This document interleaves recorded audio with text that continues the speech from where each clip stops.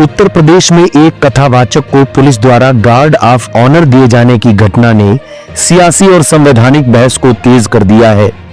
नगीना से सांसद और आजाद समाज पार्टी के नेता चंद्रशेखर आजाद ने इस पर कड़ी आपत्ति जताते हुए कहा कि भारत कोई मठ नहीं बल्कि एक संवैधानिक गणराज्य है, राज्य किसी धर्म विशेष की जागीर नहीं।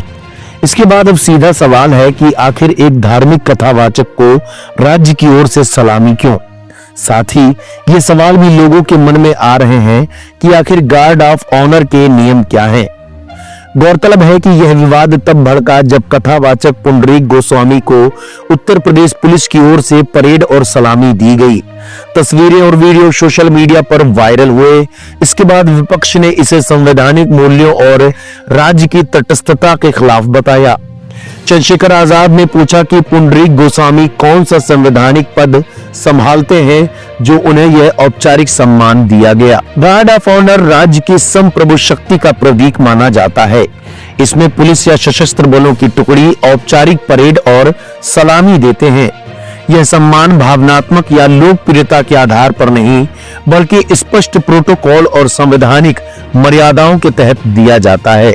भारत में गार्ड ऑफ ऑनर का प्रोटोकॉल रक्षा मंत्रालय, गृह मंत्रालय और पुलिस ड्रिल मैनुअल से तैयार होता है। केंद्र स्तर पर राष्ट्रपति को 150 जवानों की त्रिसेवा सलामी मिलती है, जबकि प्रधानमंत्री और उपराष्ट्रपति को 100 जवानों का सम्मान दिया जाता है।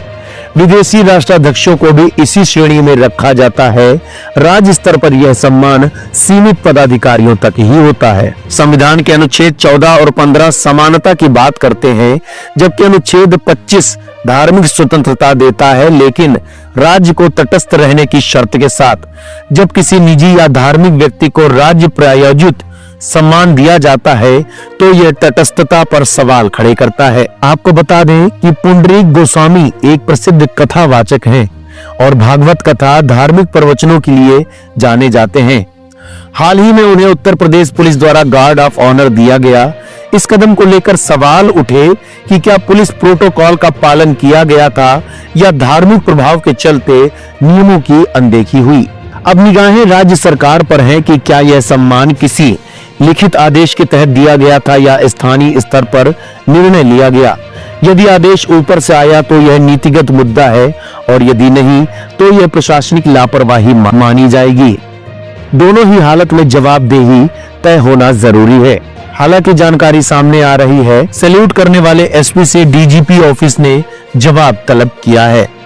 अब इस मामले में आगे क्या होगा ये तो आने वाला वक्त ही बताएगा।